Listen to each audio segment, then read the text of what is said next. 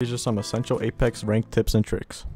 If you're a support character like Loba, you can just craft banners, and there's no need to run and go get your teammates in a battlefield. Even if you were the one down, your teammates can craft it because you're a support character in the group.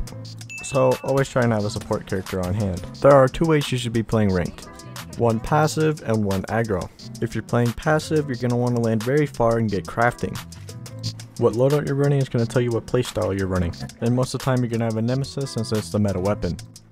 If you have a Nemesis G7, you're definitely passive. If you're running a Nemesis R9, which is extremely powerful, you're definitely aggro. In an aggro playstyle, you're going to want to play it like it's pubs. You're not going to really care what fights you get into, and you're just going to take as many fights as possible. Now, this for some reason works this season, and it's actually really useful. And then on your passive playstyle, you're going to want to basically camp. You're going to want to avoid fights and just sit and take some shots from long range. And this tip is all about Loba. Loba is extremely powerful during this rank split because she can just get loot where there is no heals.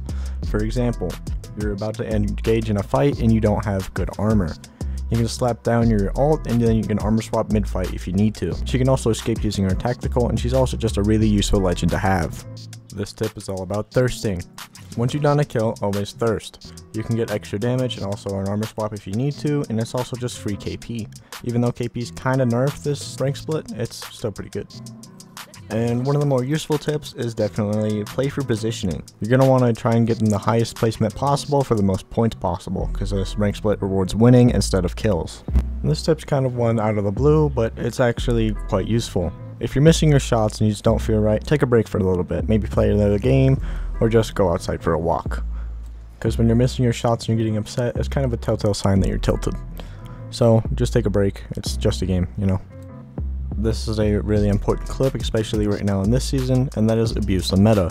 The Nemesis is extremely powerful right now, and you might as well use it because it can fry people in one burst, and it'll win you those crucial gunfights. Another really big tip in this season is to play very smart. If you hear people, let your teammates know, and also just rotate efficiently. Try to get an idea of where everybody is and where you need to be, and also hold as many heals as possible.